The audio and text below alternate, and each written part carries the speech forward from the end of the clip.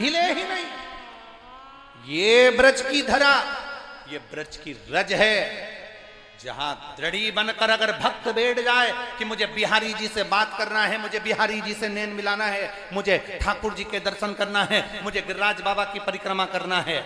बड़े बड़े शूरवीर गोवर्धन नाथ जी की दंडोती परिक्रमा करने के लिए अगर वो विचार कर कर आए कि हम तो 24 घंटे दंड लगाते रहते हैं, इतनी एक्सरसाइज करते रहते हैं, दंडोती परिक्रमा तो मैं 5 दिन में कर कर पूरी कर दूंगा, 3 दिन में पूरी कर दूंगा। जो दंडोती परिक्रमा दुनिया के लोग कर रहे हैं वो मैं 5 दिन में पूरी कर दूंगा। जो सूरमा बनकर आता है उसको 1 महीना तक दंडोती परिक्रमा करने में लग जाता है, और जो बाबा का दास बनकर आता है वो 5 दिन में कर कर भग जाता है। ये शिव है, ये भक्ति है उसकी, अविरल दृढ़ता है उसकी।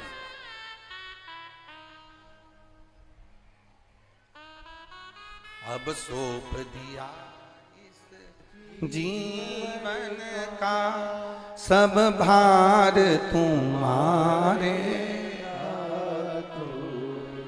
अपनी भक्ति भगवान के उस भाव में जोड़ कर रखिए। भक्ति और भाव का मिलन जब होगा तो सुख अपने आप होगा।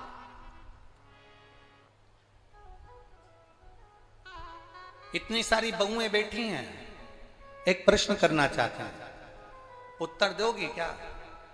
तुम्हारी सास तुम्हें सोने का हार ना दे, शादी वाले वो क्या बोलते हैं, इधर क्या बोलते होंगे, हमारे यहाँ तो चढ़ावा बोलते हैं कि शादी के दिन बहू को चढ़ावा दिया जाता है, इधर क्या बोलते हैं?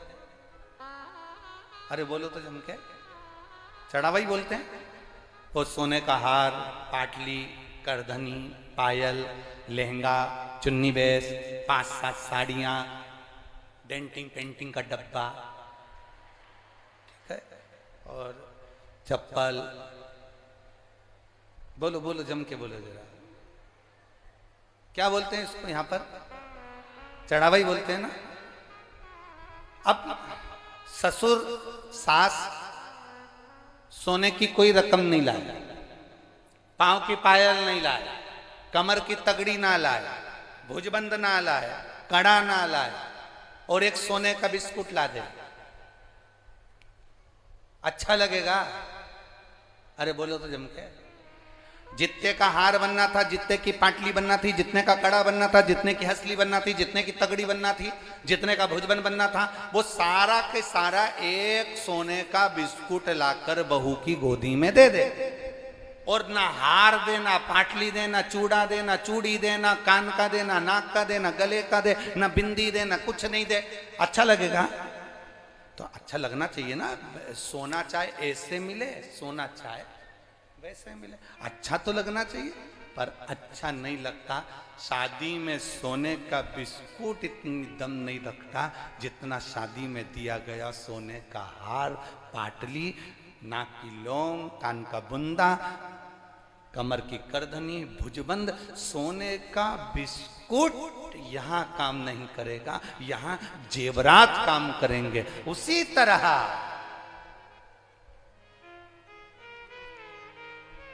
करोड़ों का मकान तैयार कर लो,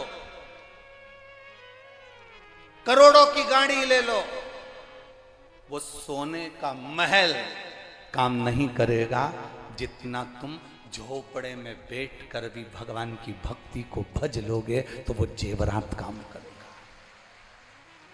वो जेवरात।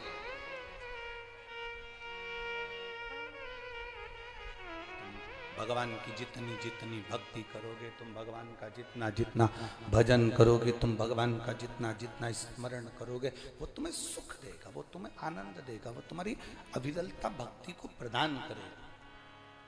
सोने का बिस्कुट बाद में काम आ सकता है, मना नहीं है, पर शादी के समय पर तो सोने का जेवर ही काम करता है। शादी के समय पर तो सोने का जेवर ही काम करेगा। उसी तरह जब तुम भगवान को रिझाने की बात आए तो वस्तु को मत देखो, तुम ये भाव रखो कि मैंने भगवान को रिझाना कैसे है, मैं भगवान को क्या दे रही। एक माँ ने बड़ा सुंदर भाव लिखा, गुरुजी मेरे घर के लोग कहते थे क्या झाड़ू लगाने से, पोछा लगाने से, क्या भगवान के मंदिर में सफाई करने से कुछ मिल सकता है? मैं प्रमाण देती हूँ। ये इतना बड़ा पत्र उस माँ ने लिखा, मैं प्रमाण देती हूँ। देखिए पत्र, देखिए कितना बड़ा। और पत्र लिखा है, मेरा नाम सुनीता है और मैं उदय रेजिडेंसी कलवारी आगरा की रहने वाली हूँ। कहीं बैठी हो तो हाथ हिला सकती हैं, कहीं बैठी हो तो अपना हाथ हिला सकती हैं दोनों। हाँ एक बार वापिस हिला दो। हाँ ठीक है। वज्रनाभ ने क्या करा, पूरे ब्रज के जितने कुंड सरोवर थे सारे कुंडों का जल लेकर आते और पार्थिव शिवलिंग का निर्माण कर कर नंदी पर्वत के ऊपर शिव जी को समर्पित करते। तब मेरे देवादिदेव महादेव प्रकट नहीं हुए। वज्रनाभ ने आखिरी में नंद गांव में, नंद महल के नजदीक में देवादिदेव महादेव से कहा, बाबा आप आते नहीं, आप अगर आओगे नहीं तो मैं यहीं प्राण त्याग दूंगा। तब भगवान शंकर भगवान कृष्ण के पोते के लिए, वज्रनाभ के लिए नंद गांव में, नंद महल के नजदीक में मेरे शंकर प्रकट हो गए, मेरे शिव प्रकट, जिनका नाम नंदीश्वर महादेव हो गया। गए हो नंद गांव में आप लोग कभी? बोलो बोलो जम के जरा। नंद महल के नजदीक में नंदीश्वर महादेव है। करे हैं दर्शन? किस किस ने करे? जरा हाथ उठाओ, जरा करे हैं दर्शन। कभी मौका मिले, वज्रनाभ ने यहां पर तप कर कर पूरे ब्रजमंडल के जितने कुंड, जितने सरोवर, जितने तालाब, जितने बावड़ी, जितने नदी, जितने पवित्र पवित्र कुंड हैं, बावड़ी है, तालाब है, सरोवर है, वज्रनाभ भगवान कृष्ण के पोते ने सारे कुंडों का जल लाकर यहां पार्थिव लिंग का निर्माण कर कर जल समर्पित करा था। इसलिए अगर पूरे ब्रज की परिक्रमा ना कर सको तो नंद गांव के नंदीश्वर महादेव के मंदिर के अंदर जाकर अगर फर्श का स्पर्श ही कर लोगे तो पूरे ब्रज यात्रा का फल प्राप्त हो जाता। वो नंदीश्वर महादेव, बोल नंदीश्वर महादेव की, हर हर महादेव। वो साधारणता नहीं है महाराज, ब्रज की एक एक रज पर, एक एक स्थान पर मेरा शिव समाहित है, बस उसको पहचान चाहिए।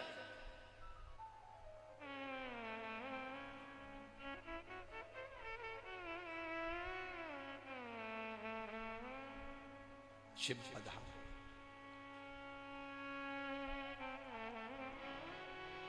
शंकर की भक्ति, शंकर की उपासना शिव पुराण कहती है। ब्रह्मा जी ने भगवान विष्णु से पूछ लिया था कि तुम्हारे पिता कौन है? भगवान नारायण के मुख से निकल गया था कि मेरे पिता देवादिदेव महादेव है।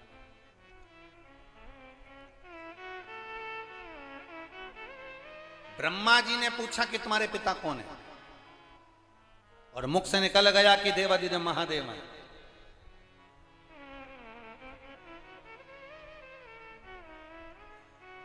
भगवान नारायण ने एक क्षण की देरी नहीं करी और कह दिया देवादिदेव महादेव। आप लोगों से अगर कहीं का व्यक्ति प्रश्न करता है, आप लोगों से लोग कहते हैं, कई लोग गोवर्धन नाथ जी पर जब दूध चढ़ता है और गिरिराज बाबा पर दूध चढ़कर वो पांव के अंदर आता है तो इतने सारे लोग बाबा के चरणों में आकर, गिरिराज जी के चरणों में आकर प्रश्न करते हैं, अरे इससे तो कहीं किसी को पिला देते तो अच्छा था, कहाँ गिरिराज बाबा पे दूध चढ़ाया, वो पाँव में आ रहा है, ऐसा हो रहा है, वैसा हो रहा है। पर कभी विचार करा, सनातन धर्म पर उंगली उठाने वाले जितनी भी उंगली उठाते हैं उनको वचन के अनुकूल, शब्दों के अनुकूल आपको उत्तर देना चाहिए।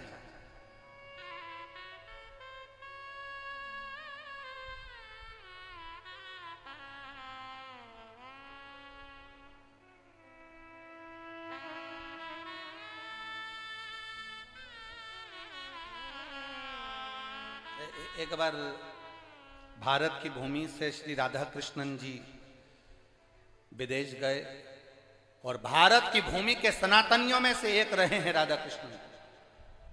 जब विदेश गए तो विदेशियों ने राधा कृष्णन जी से कह दिया, अरे हम आपसे ठिठोली करने के भाव से, उनका उपहास करने के भाव से, उनकी हंसी उड़ाने के भाव से कह दिया, अरे ये तो बताओ राधा कृष्णन जी कि हमारे यहाँ तो लोग एकदम गोरे होते हैं और इंडियन भारतीय भारत में जन्म लेने वाला काला क्यों होता है। राधा कृष्णन जी समझ गए कि ये मेरी हंसी उड़ा रहे हैं, हम भारतीयों की हंसी उड़ा रहे हैं। तो राधा कृष्णन जी ने कहा, देखो भगवान ने रोटी बनाई और भगवान लक्ष्मी जी से कहे थे कि रोटी बना लो, भगवान ने रोटी बनाई और रोटी बनाई तो एक रोटी जो लक्ष्मी जी ने बनाई, जो भगवान ने रोटी बनाई वो कच्ची रह गई, कच्ची रह गई। वो रोटी भगवान ने खाई तो तुम जैसे पैदा हुए, क्योंकि रोटी जब कच्ची रहती है तो एकदम सफेद रहती है।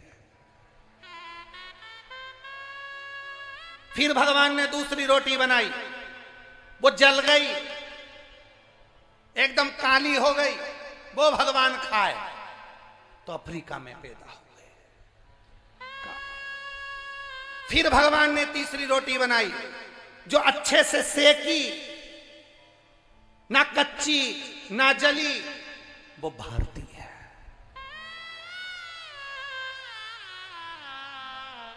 एक भारतीय ऐसा होता है, भारत की भूमि पर जन्म लेने वाला व्यक्ति ऐसा होता है जो दुख और सुख में सिका हुआ होता है। और नहीं तो विदेश में एक महिला अपना, उसका पति मर गया था, उसकी कब्र पर पंखा कर रही थी। तो भारत के एक संत ने उस महिला को देखकर पूरे नगर में सूचना कर दी कि विदेश की महिला कितनी प्रथम नंबर पर है। हमारे यहाँ की महिला पति मरता है तो उसके साथ सती हो जाती है, और विदेश की महिला पति मर जाता है तो उसकी कब्र पर पंखा करती है। संत को लगा हमारे भारत की महिला से ज्यादा विदेश की महिला प्रथम है, तो संत से रहा नहीं गया और वो महिला के पास गए और महिला से पूछा, माता जी आप क्या कर रही हो? उसकी महिला ने कहा, मेरा पति मर गया तो कब्र पर पंखा कर रही हूँ। कब्र पर पंखा क्यों कर रही हो? महिला ने कहा, हमारे देश का नियम है जब तक पति की कब्र सूखती नहीं तब तक हम दूसरी शादी नहीं कर सकते।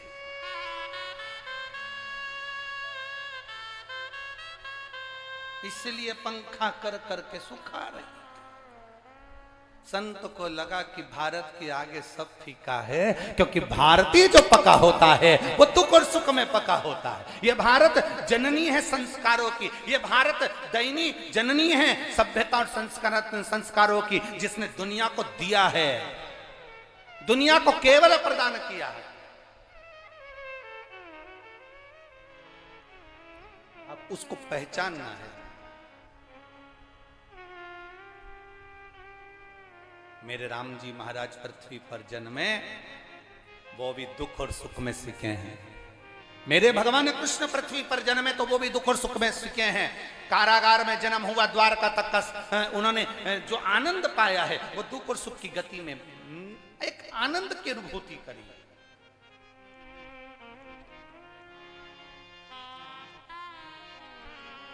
बद्रीनाथ भगवान शिव से कह दिया कि मैं, अगर आप ना आए तो मैं प्राण त्याग दूंगा। तब मेरे शंभु नंद गांव के नंदी पर्वत पर मेरे शंकर भगवान आकर विराजमान हो गए।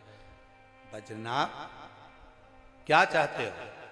भगवान कृष्ण के पोते से भगवान शिव पूछ रहे क्या चाहते हो? प्रभु आप इस नंद गांव के रक्षक बनकर विराजमान हो जाओ। शिव जी कहते हैं ठीक है, मैं रक्षक बनकर विराजमान हो जाता हूं। भगवान शंकर नंद गांव के रक्षक बनकर नंदीश्वर महादेव के रूप में विराजमान। ब्रह्मा जी भगवान विष्णु से पूछते हैं, तुम्हारे पिता कौन है? संसार में एक बात हमेशा याद रखना, जिसको किसी को अपना गोत्र नहीं मालूम हो, जिसको कुछ भी नहीं मालूम हो, बस वो इतना याद रखना कि तुम्हारा अगर कोई नहीं तो तुम्हारा पिता, तुम्हारा दादा, तुम्हारा परदादा, तुम्हारा पिता पर पिता, दादा पर दादा का नाम भी अगर नहीं मालूम हो तो एक नाम याद कर कर रखना कि शिव हमारे दादा भी हैं, शिव हमारे पिता भी हैं, शंकर हमारे घर के बुजुर्ग भी हैं और शंकर हमारे रक्षक भी हैं। उसके सिवाय कुछ नहीं।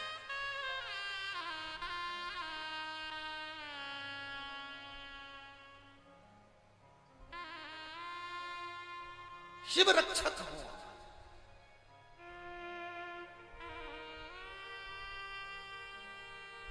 महाराज शिव कथा कह रही है, भगवान शंकर की कथा कहती है।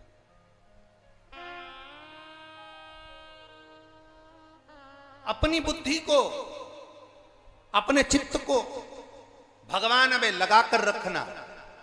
जैसे पहले कथा में कहा था, अगर आपने कहाँ कथा हुई थी, उत्तर प्रदेश मैनपुरी में कथा करी थी, वहां की कथा में स्मरण किया होगा, हमने एक बात कही थी, सन्यासी की मति और गृहस्थी की श्रीमती ठीक रहना चाहिए। क्या क्या बोलो बोलो, जम के बोलो जरा। सन्यासी, साधु, संत, तपस्वी, साधक, उपासक, भगवान का भक्त, सन्यासी की मति और घर में रहने वाले की श्रीमती, ये दोनों ठीक रहना चाहिए। सन्यासी की मति ठीक नहीं रहती तो वो दर दर ठोकर खाता है, और गृहस्थी की श्रीमती, समझ गए, श्रीमती अगर ठीक नहीं रहती तो वो भी दर दर ठोकर खाता है। मति और श्रीमती ये दोनों श्रेष्ठ रहना चाहिए। मति और श्रीमती ये ठीक रहना चाहिए। अगर कोई संत बन गया, साधु बन गया, सन्यासी बन गया, तपस्वी बन गया, साधक बन गया, उपासक बन गया, ब्रज की रज में तुम निवास कर रहे हो और ब्रज की रज में रहकर अगर तुम संत का जीवन जी रहे हो तो तुम्हें भगवान कृष्ण, राधा, शिव, राम, भगवान से एक आनंद की अनुभूति होना चाहिए, उसके करीब ही बढ़ना चाहिए। उसके बीच में हम परमात्मा को कैसे रिझा सकें, हमें उसकी एक आनंदता होना चाहिए।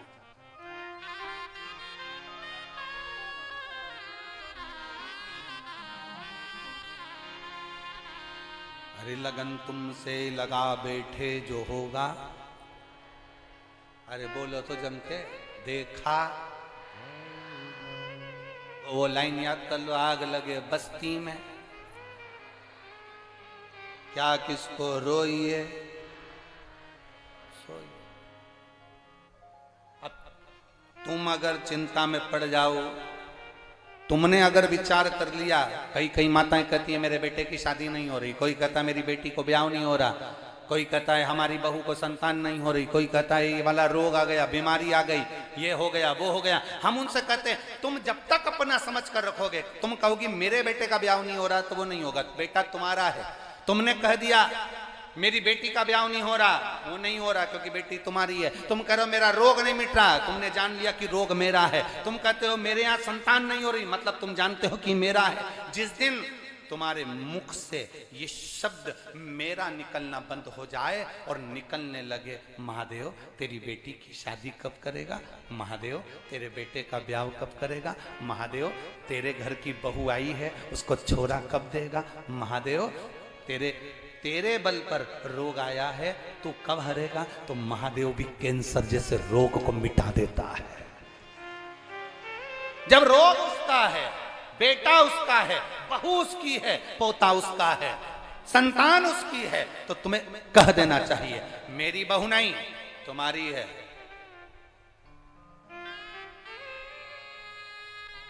तुम्हारी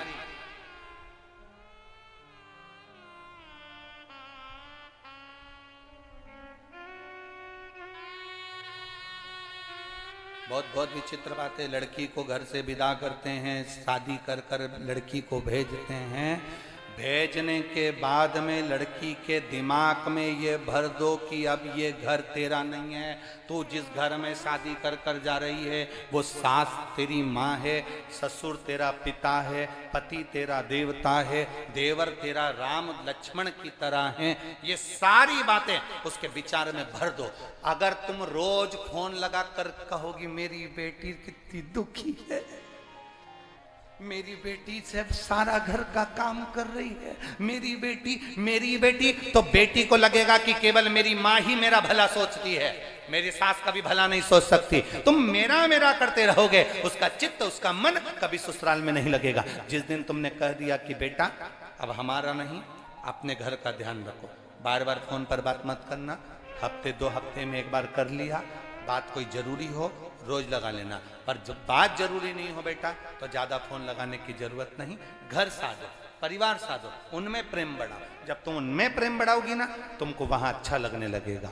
तब तुम्हारे भीतर का, तुम जब तक अपने अंदर की आसक्ति बरकरार रखोगे, मेरी बेटी मेरा बेटा, उसकी शादी नहीं हो रही, उसका ये नहीं हो रहा, छोड़ दो भगवान के भरोसे।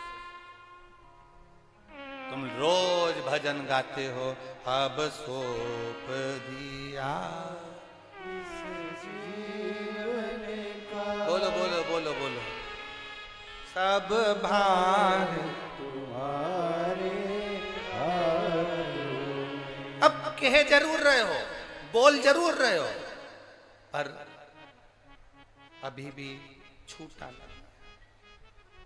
ये उसी में का हाल है जैसे जगदीश भगवान की आरती, तन मन धन सब कुछ तेरा,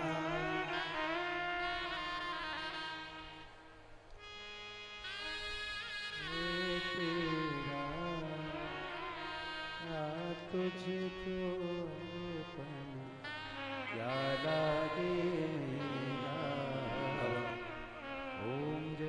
जरा सी पाँव की चप्पल कहीं चली जाए, उतनी देर में तुम्हारी आरती का ढंग बदल जाए।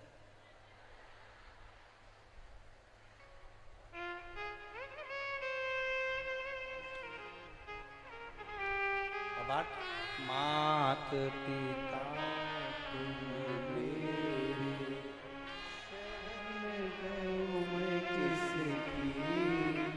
आरती का ढंग बदल गया, अपनी कोई ले गया।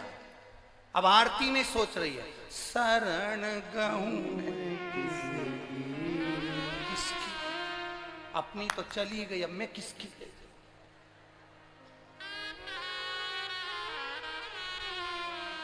ढंग चेंज, विचार चेंज हो गया। नहीं, इससे कभी परमात्मा प्रसन्न नहीं होगा। भगवान कहते हैं तेरा समर्पण पूर्ण होना चाहिए। जब रोज रोज यहाँ से माइक पर बोला जाता है, वो यहाँ अनाउंस करने के लिए वो जैन साहब भी बोल देते हैं, कभी सावन भी बोल देता है कि चेन, अंगूठी, मोबाइल, पर्स कुछ भी लेकर कथा पंडाल में मत आओ, अपनी वीआईपी चीज लेकर बिल्कुल मत आओ, क्योंकि यहाँ एक ही वीआईपी है और वो देव अधिदेव महादेव है। अपनी कीमती चीज लेकर यहां मत पहुंचो। क्यों?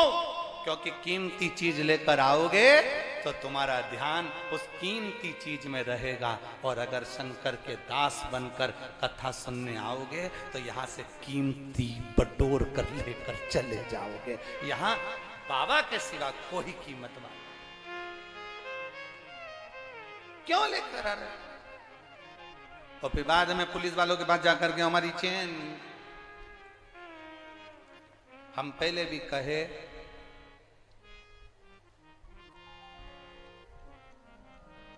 चोटे की निगाह चेन पर होती है, लुच्चे की निगाह तुम्हारी सुंदरता पर होती है,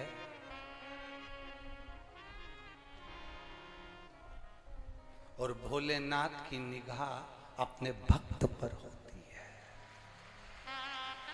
क्यों सोचना?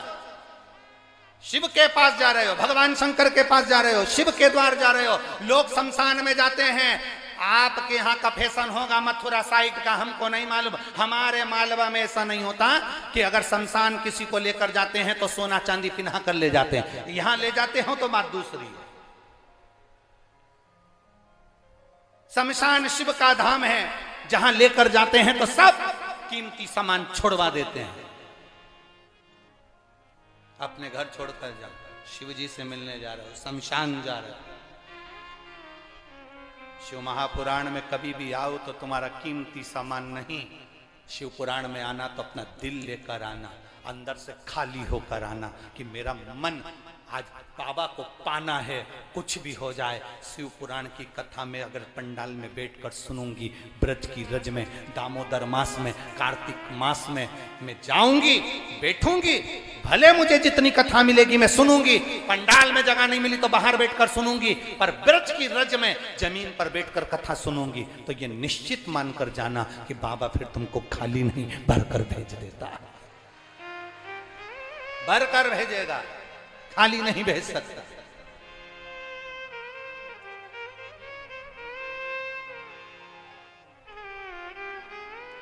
कहा भगवान विष्णु ने कहा, भगवान विष्णु कह रहे हैं शिव मेरे पिता हैं। ब्रह्मा जी को हंसी आ गई, शंकर पिता? हाँ। कैसे लगते हैं शिव? कहां है शिव?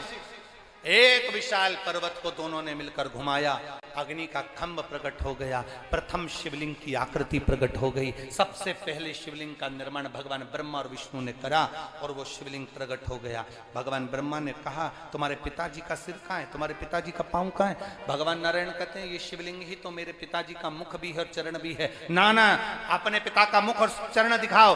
ब्रह्मा जी कहते हैं मैं देख कर आता हूं कि शंकर भगवान का सिर कहाँ है। भगवान नारायण से कहा कि आप सिर देखने जाओगे? भगवान नारायण कहते हैं मेरे पिता का मुख नहीं, मेरे पिता का मुझे चरण देखना है, इसलिए मैं पाताल में जाता हूँ, तुम आकाश में चले जाओ। भगवान ब्रह्मा जी आकाश की ओर बढ़ने लगे, ब्रह्मा जी आकाश की ओर जाने लगे, भगवान विष्णु पाताल की ओर जाने लगे। पाताल में जाते जाते भगवान नारायण को चरण नहीं मिले, वापिस आ गए। ब्रह्मा जी ऊपर जाते जाते जाते जाते एक केतकी के फूल को तोड़ कर लिया है। केतकी से कहा मैं तुझे लेकर चल रहा हूं, पृथ्वी पर चलना, नीचे चलना और भगवान विष्णु के सामने जाकर कह देना कि ब्रह्मा जी को भगवान शंकर का सिर मिल गया। केतकी ने कहा मैं झूठ क्यों बोलूं? ब्रह्मा जी ने कहा मैं सारे देवताओं पर तुझे चढ़वाऊंगा, सुगंधित बना कर रखूंगा। केतकी खुश हो गई। आगे चले तो केतकी ने कहा मेरी बात पर कोई ने भरोसा नहीं करा तो? सामने से गौ माता आ रही थी, गाय को हाथ जोड़कर ब्रह्मा जी ने कहा गौ माता तुम मेरे साथ नीचे चलकर कह दो कि भगवान ब्रह्मा जी को भगवान शंकर का सिर मिल गया। गाय कहती है मैं झूठ क्यों बोलूं? गौ माता अगर तू एक बार झूठ बोलेगी तो घर में से सबसे पहली रोटी तुझे दिलवाऊंगा। गाय ने कह दिया ठीक है मैं झूठ बोल सकती हूँ। गौ माता ने एक रोटी के चक्कर में झूठ बोल दिया, एक रोटी के चक्कर।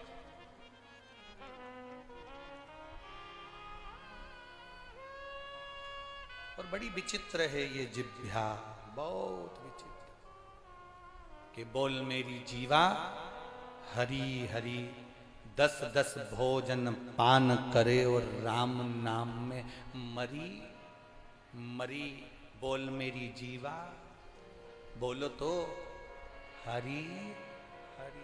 क्या बोल रहे हो, हरी की मरी? और पहुंचने के बाद अगर तुम्हारा चित्त, तुम्हारा मन, तुम्हारी वृत्ति, तुम्हारा दिल अगर बाबा में ना लगे तो तुम्हारा आना तो व्यर्थ गया।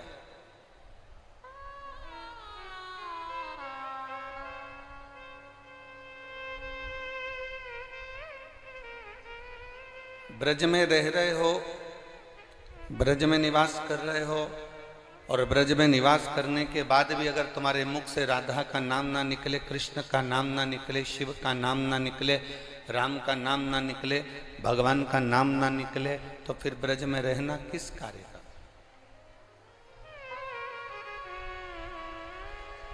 वो ब्रज में रहना फिर किस काम का?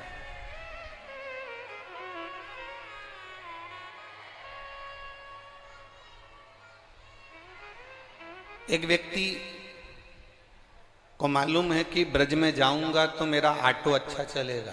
जरा ध्यान देना, बहुत हो सकता है कि हमारी बात का किसी ना किसी को बुरा भी लग जाए, हो लग जाए तो लग जाए,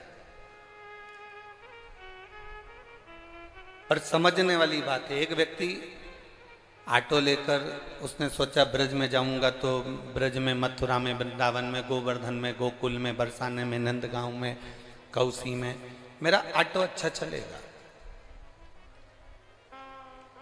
एक व्यक्ति वो आया जो कि ऑटो, रिक्शा, काम धंधा, व्यापार, व्यवसाय यहाँ अच्छा चल जाएगा, तो उससे मैं अपनी कमाई कर लूंगा। एक व्यक्ति ने विचार करा कि यहाँ पर बहुत सारे लोग आते हैं, तो एक काम करता हूं, बड़ा सारा होटल का निर्माण कर लेता हूं। एक व्यक्ति आया काम धंधे के उद्देश्य से। एक व्यक्ति वो होता है जिसको काम धंधे से मतलब नहीं होता, उसको एक मतलब होता है कि मैं मथुरा के स्टेशन पर उतरा हूं, वृंदावन की धरा पर ब्रज की रज में आया हूं, और ब्रज की रज में आया हूं तो अब भोजन भी देगा तो मेरा बांके बिहारी देगा, और पानी भी पिलाएगा तो बांके बिहारी पिलाएगा, और दुकान भी चलाएगा तो बांके बिहारी चलाएगा। बोल बम का नारा है। अब उस बाबा के सहारे पर, बिहारी जी के सहारे पर, भगवान के भरोसे पर वो आ गया। उसका उद्देश्य ये नहीं है कि मुझे यहां से कमाना है, उसका उद्देश्य ये है कि मुझे ठाकुर जी के चरणारविंद की रस प्राप्त करना।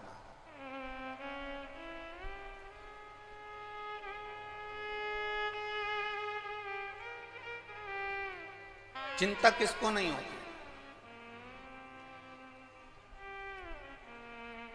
चिंता किसको नहीं व्यापती?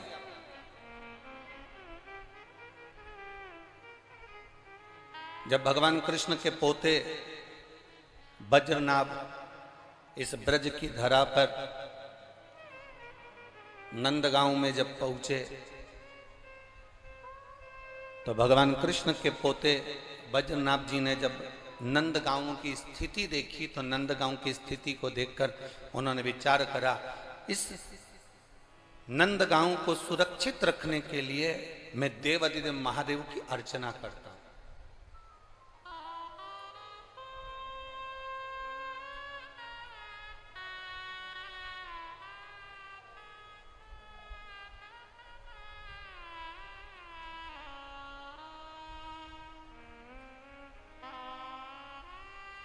सुभाष जी अग्रवाल जी, आज हमसे कोई कह रहा था कि हम बहुत सारी कथाओं में गए, बहुत सारी कथाओं में पहुंचे। गुरु जी, आपकी कथाएं हमने कई जगह सुनी है, पर सबसे सुंदर अगर व्यवस्था कहीं मिली है तो इस कोसी कला के अंतर्गत मिली है।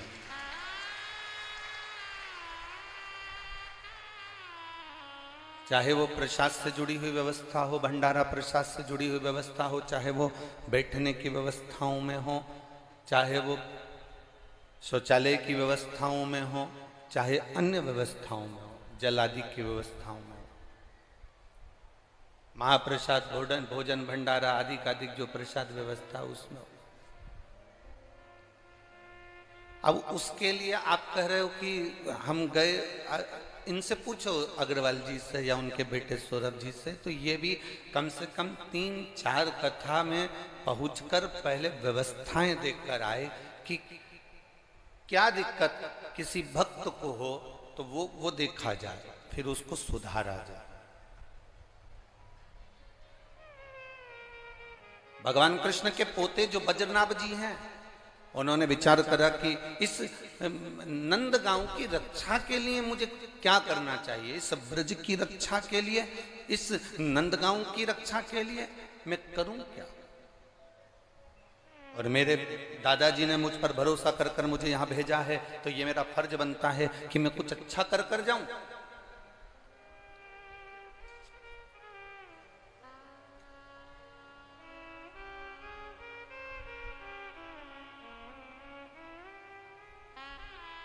जिसको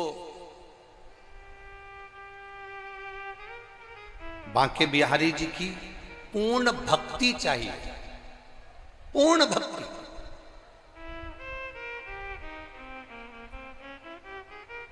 जिसको बांके बिहारी जी की पूर्ण भक्ति की जरूरत है, जिसको बांके बिहारी जी की पूर्ण भक्ति, मेरे ठाकुर की, मेरे कृष्ण की पूर्ण भक्ति चाहिए, उसको बांके बिहारी का दर्शन करने से पहले गोपेश्वर महादेव का एक बार दर्शन कर लेना चाहिए, फिर बिहारी जी के मंदिर जाना चाहिए। कारण क्या है?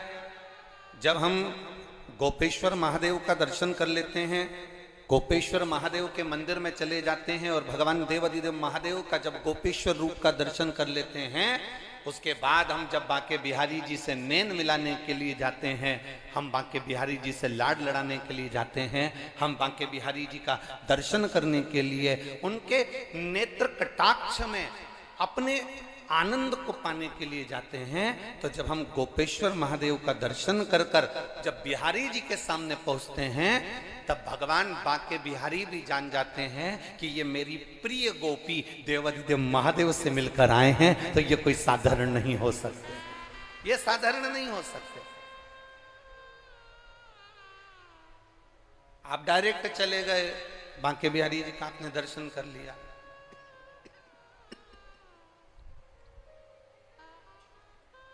आप सीधे पहुंच गए, अपने बिहारी जी का दर्शन कर लिया।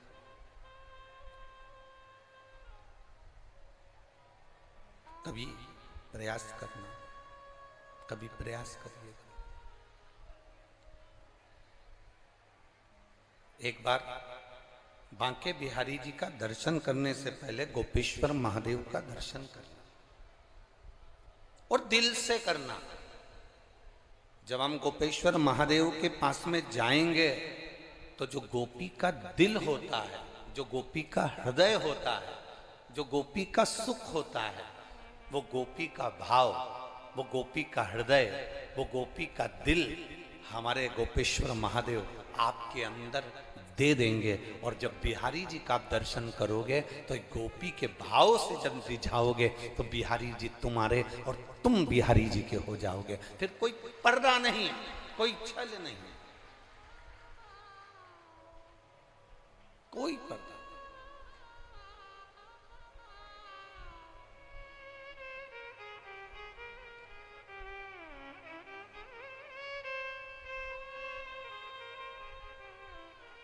हम बांके बिहारी के हो गए, बांके बिहारी जी हमारे हो गए। हम ठाकुर जी के हो गए, ठाकुर जी हमारे हो गए। हम शिव जी के हो गए, शिव जी हमारे हो गए। फिर कोई बीच में पर्दा नहीं है, कोई बीच में छल नहीं है, कोई बीच में कपट नहीं है। बद्रीनाथ जी ने विचार किया, बद्रीनाथ जी विचार कर रहे हैं कि इस नंद गांव में मैं तप करूं और शिव की अर्चना करूं।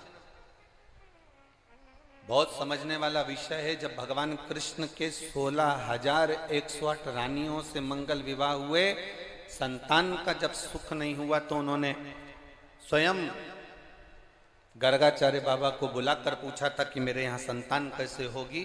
तब एक एक रानी के साथ में 11-11 दिन तक भगवान शंकर ने शिव जी का अभिषेक किया भगवान कृष्ण ने, और 1,77,186 भगवान कृष्ण के घर में बच्चे हुए शिव जी की कृपा से।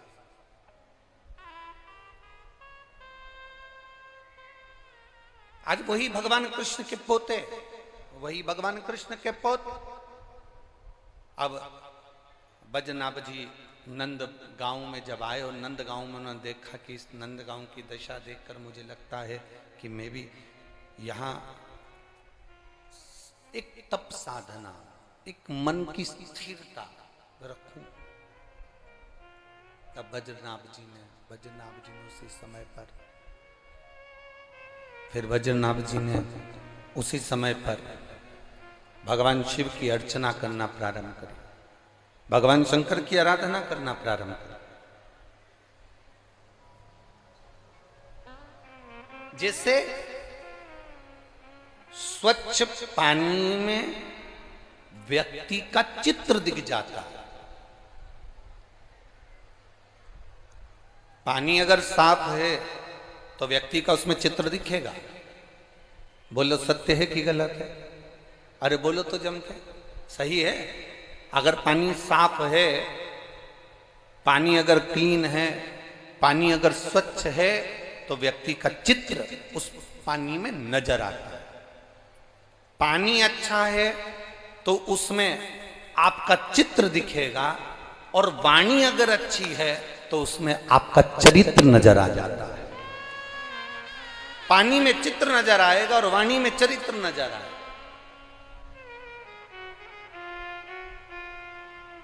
हमारे यहाँ की बुजुर्ग माताएं बड़ी बड़ी विचित्र होती है, जरा सी देर में वाणी से पहचान जाती है। जिसने भी ऊंची आवाज में बात करी, आड़ी टेढ़ी बात करी, तो तुरंत कह देती है तेरे पिताजी के घर से यही सीख के आई है। मतलब समझ गई कि वहां की वाणी यहां तक आई है।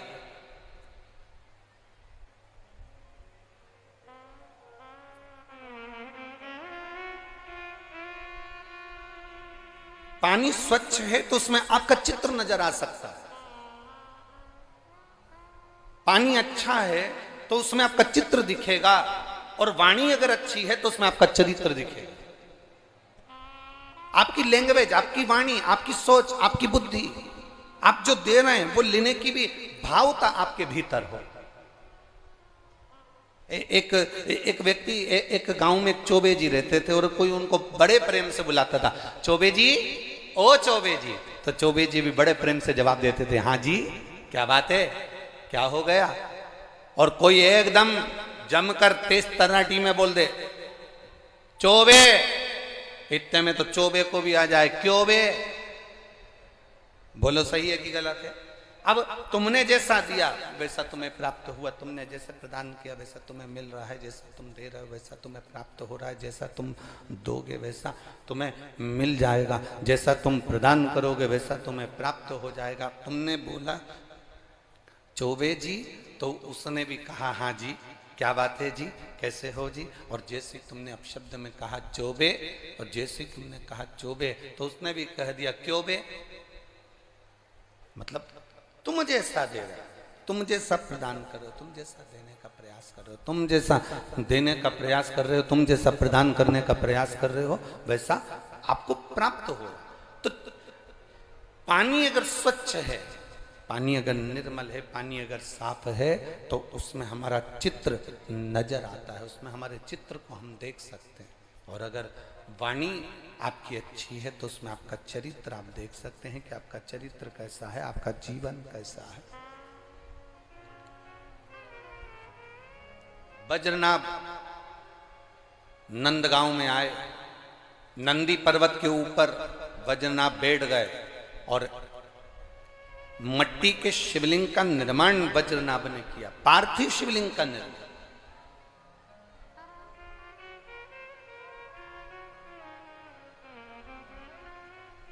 और जब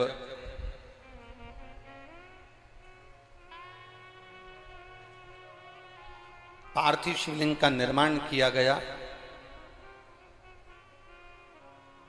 और जब उस पार्थिव शिवलिंग का निर्माण कर कर वज्रनाभ जी ने जब अर्चना करना प्रारंभ करी, भगवान देवादिदेव महादेव प्रकट नहीं हुए वज्रनाभ के सम्मुख।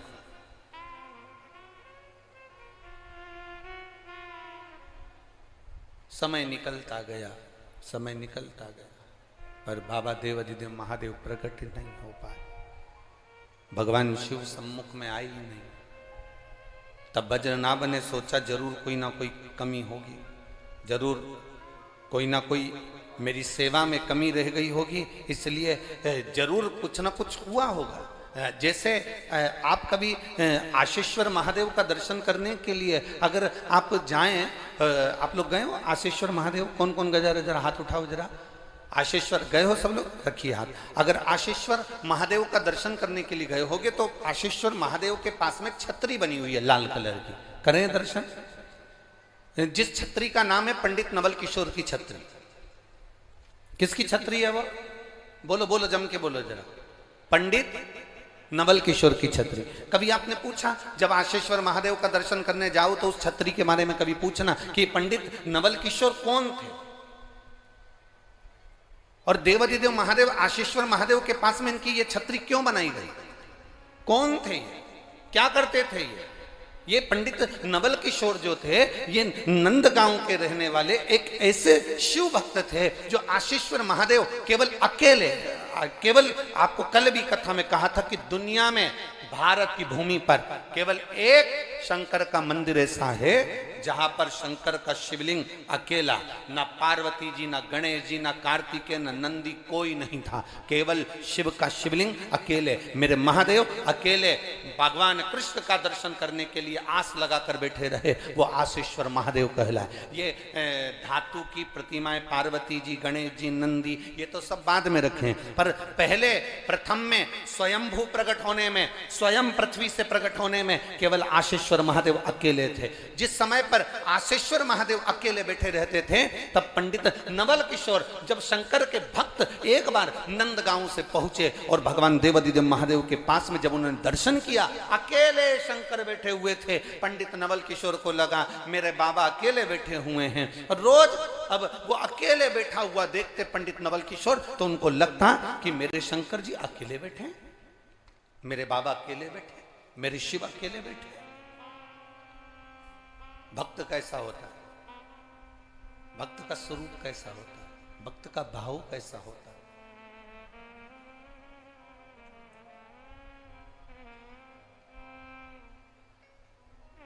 जरूरी नहीं है कि तुम बांके बिहारी का दर्शन करने जाओ तो बहुत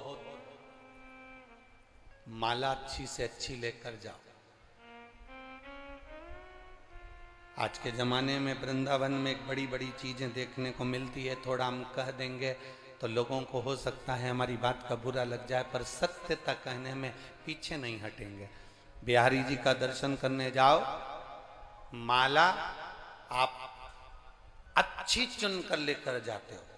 पत्नी ने पूछा, आप माला अच्छी चुन कर लेकर जा रहे हो? हाँ, वो माला तो अंदर जाती है, वही माला पंडित जी अपने को पहना देते हैं। आपने बिहारी जी के लिए वो माला नहीं, आप बिहारी जी के लिए वो माला नहीं ले।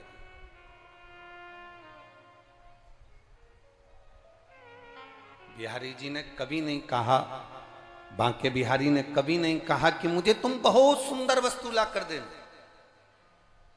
मेरे ठाकुर जी कहते हैं,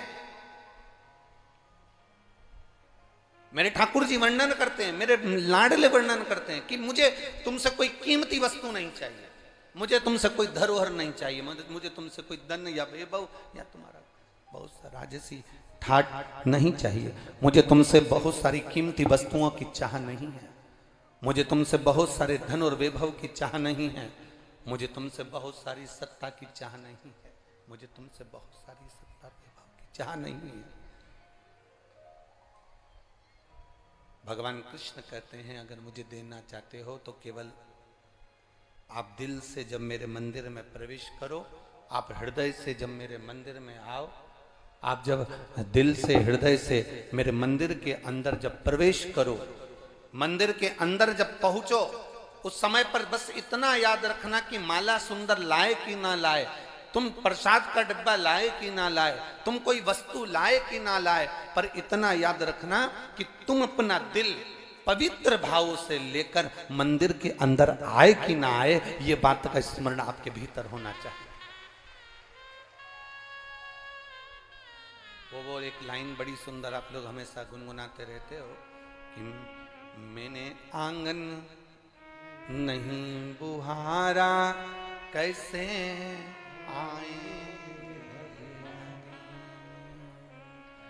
अब तक गंदा पड़ा है द्वारा, कैसे आएंगे हरि, कैसे आएंगे हरि, कैसे आएंगे हरि,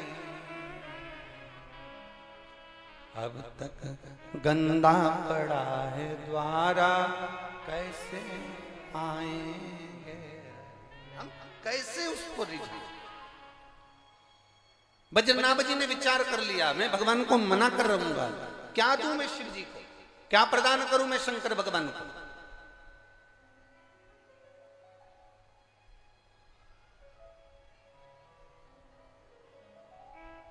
क्या दें हम भगवान शिव को? कार्तिक के महीने में एक बेलपत्र, 3 शमी पत्र, बहुत ध्यान दीजिएगा। कार्तिक के महीने में एक बेलपत्र, 3 शमी पत्र।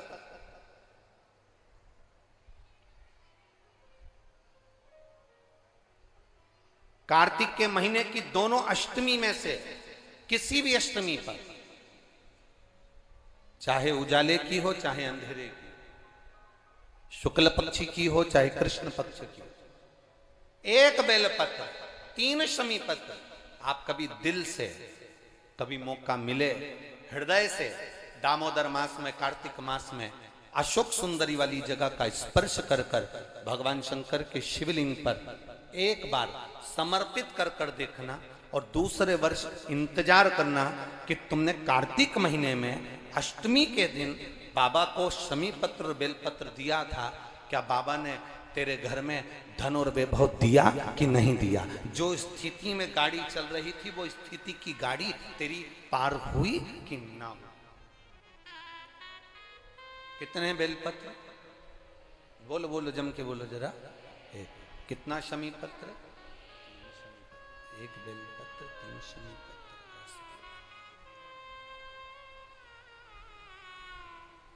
कभी स्मरण में लाइएगा।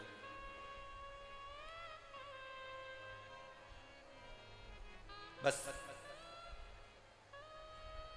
ये जो कार्तिक महीने में दामोदर मास में आप एक बेलपत्र, 3 शमी पत्र अष्टमी के दिन, चाहे शुक्ल पक्ष की हो चाहे कृष्ण पक्ष की हो, दोनों अष्टमी में से किसी भी अष्टमी को जब आप समर्पित करें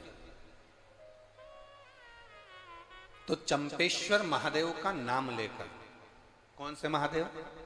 जम के बोलो जरा, सबकी आवाज आना चाहिए।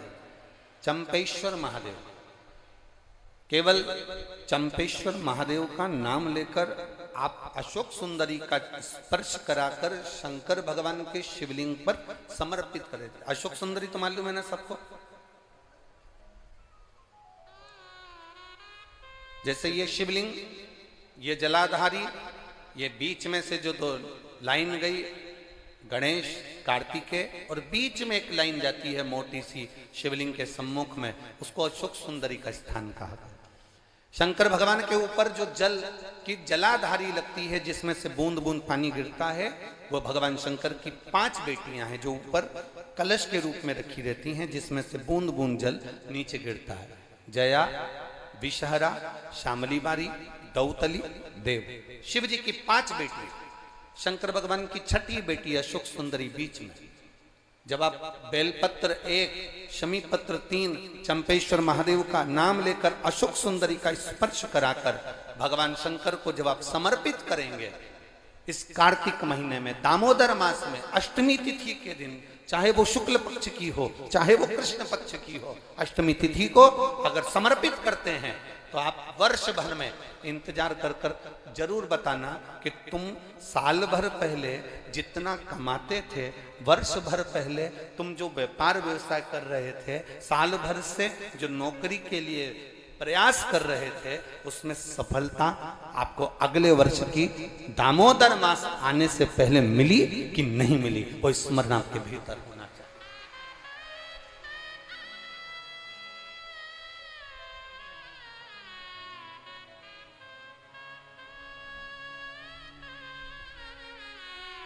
शंभु शरणे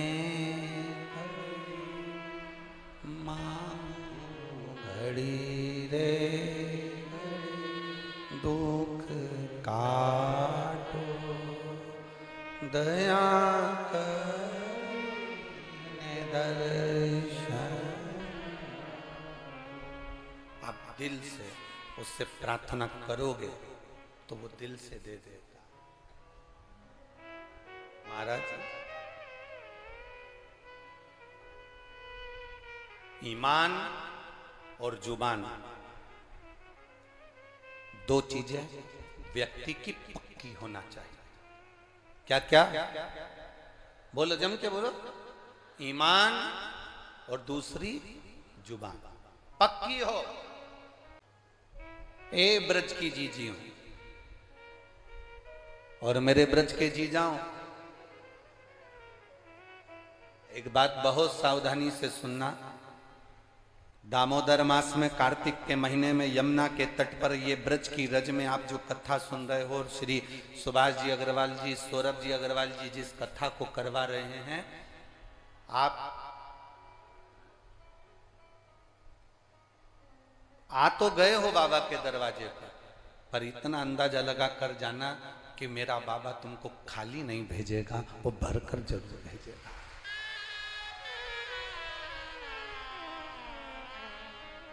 उसका विश्वास दृढ़ रखो, भरोसा पक्का रखो। ये सुभाष जी अग्रवाल जी ये 3 साल 4 साल से लगे हुए थे कथा कथा कथा। उनकी धर्म पत्नियों को भी धन्यवाद दूंगा और उनकी बहू रानियों को भी धन्यवाद दूंगा, जो निरंतर अपने पतियों से कहती रही, चाहे वो सुभाष चंद्र अग्रवाल जी की धर्मपत्नी हो, चाहे वो सौरभ जी की, कहती रही कथा करवाना है, शिव महापुराण कथा करवाना है। अर्थात तुम अगर दृढ़ बनकर पीछा पकड़ कर बैठे तो वो कथा तुमको मिली, भले 3-4 साल में मिली पर मिली।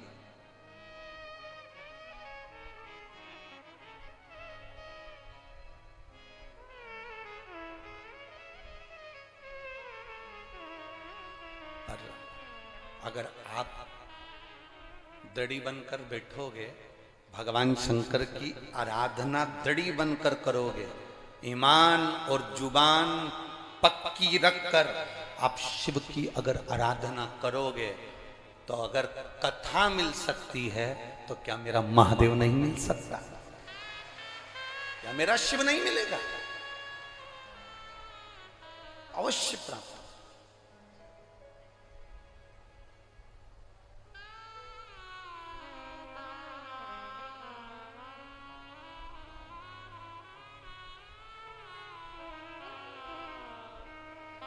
ब्रज की रज में लोग आते हैं तो पेड़ों में कान लगाकर सुनते हैं राधा का नाम मिल रहा।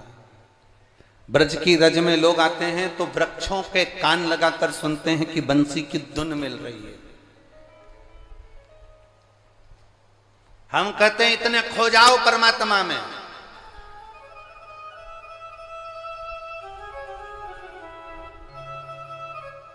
इतने खो जाओ परमात्मा में, इतने डूब जाओ भगवान में कि तुम्हें वृक्ष में कान लगाने की जरूरत ना पड़े।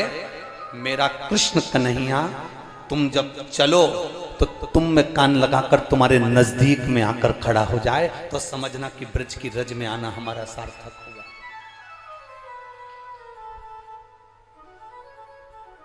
हमारा ब्रज की रज में आना सार्थक हुआ, तब समझिए आप।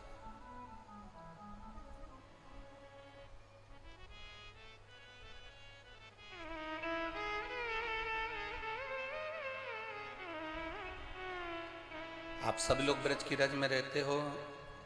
मीरा भगवान कृष्ण के पास जाती थी कि भगवान कृष्ण मीराबाई के यहां आते थे? बोलो जरा, उत्तर दो, जम के बोलो जरा।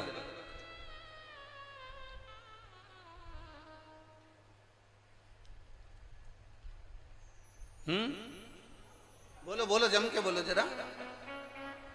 मीरा भगवान कृष्ण के पास जाती थी कि भगवान कृष्ण मीराबाई के पास जाते थे?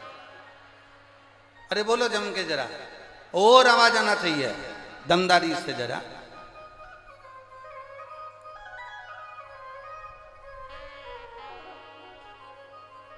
मीरा भगवान कृष्ण के पास नहीं, मीरा जहां बैठती थी भगवान की भक्ति में ऐसी डूब जाती थी कि कृष्ण ब्रज छोड़कर मीराबाई के पास मेवाड़ में दौड़कर चले जाते। ये भक्ति है मीरा का।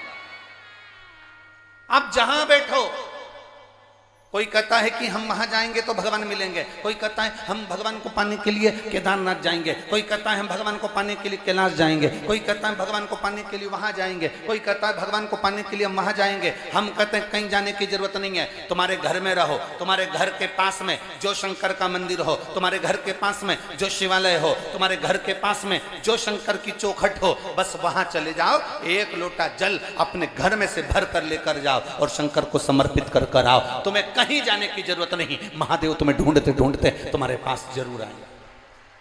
जब हमने हृदय से दिल से भगवान शंकर की आराधना करी है तो बाबा दिल से आपके पास पहुंचता है।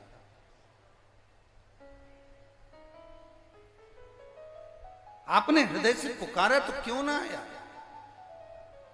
बद्रीनाथ भगवान कृष्ण के पोते भगवान शिव की आराधना में लीन क्यों नहीं आ रहे बाबा?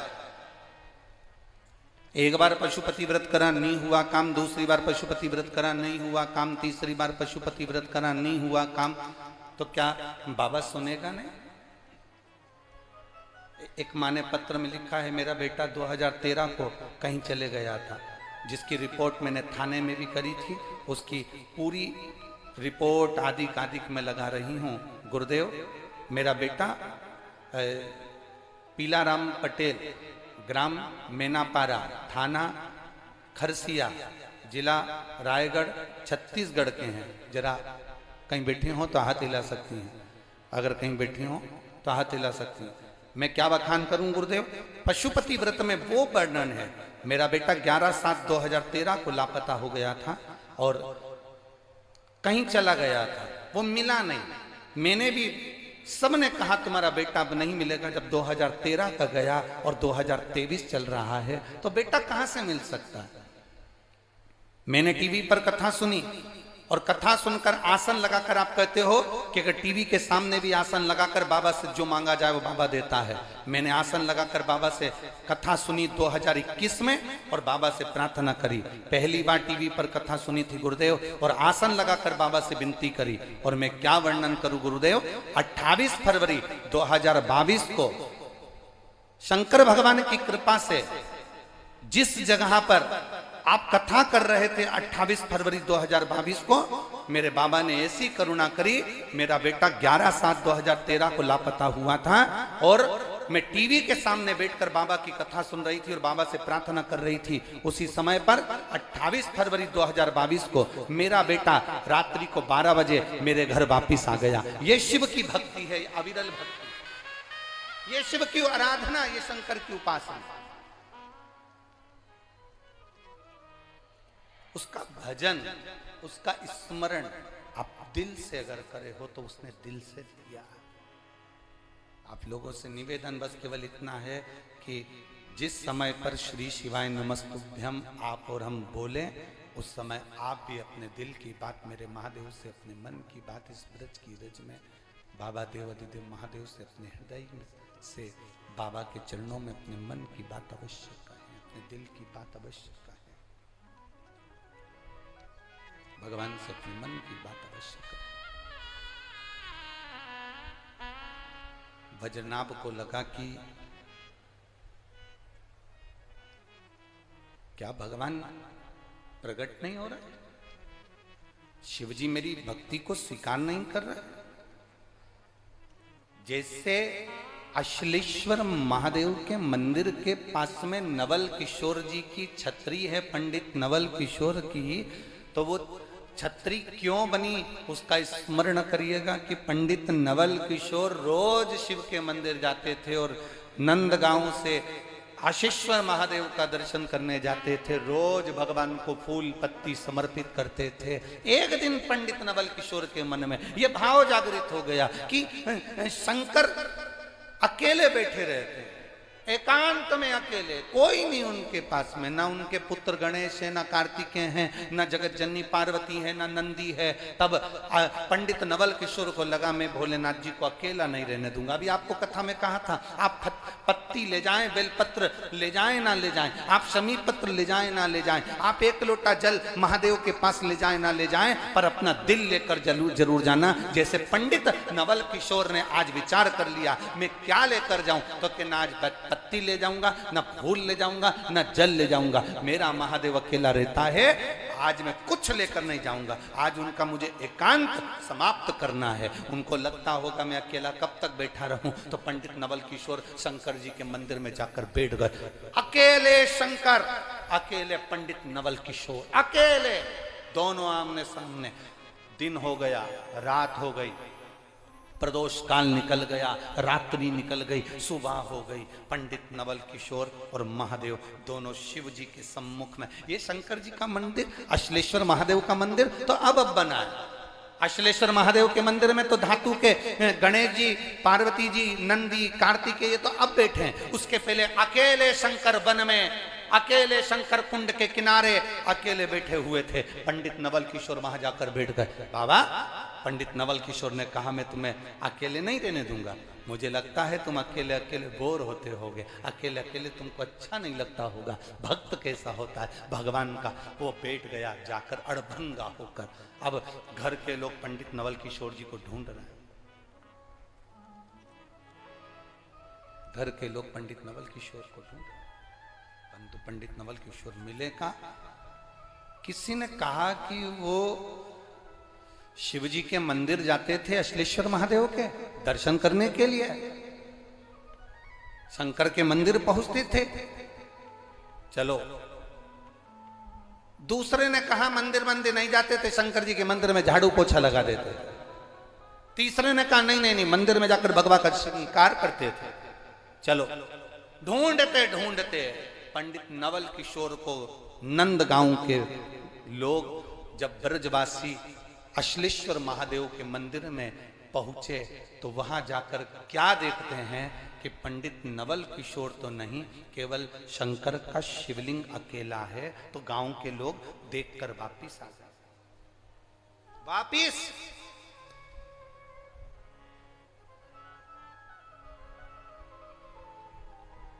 अब पंडित नवल किशोर है कहां? पंडित नवल किशोर है कहां? तो कोई अगर स्मरण करे तो पंडित नवल किशोर कहीं नहीं, शंकर के शिवलिंग के ठीक सामने अकेले बैठे बाबा से बात कर रहे। बाबा, आप अकेले बैठे हो? बाबा, आपको अकेला अच्छा नहीं लगता होगा ना? बाबा, आज मैं आपके लिए फूल लेकर नहीं आया। बाबा, आज आपके लिए मैं बेलपत्र लेकर नहीं आया। बाबा, अब मैं घर नहीं जाऊंगा, मैं केवल आपसे बात करूंगा और मुझे विश्वास है आप भी मुझसे बात करोगे। पंडित नवल किशोर हिले नहीं,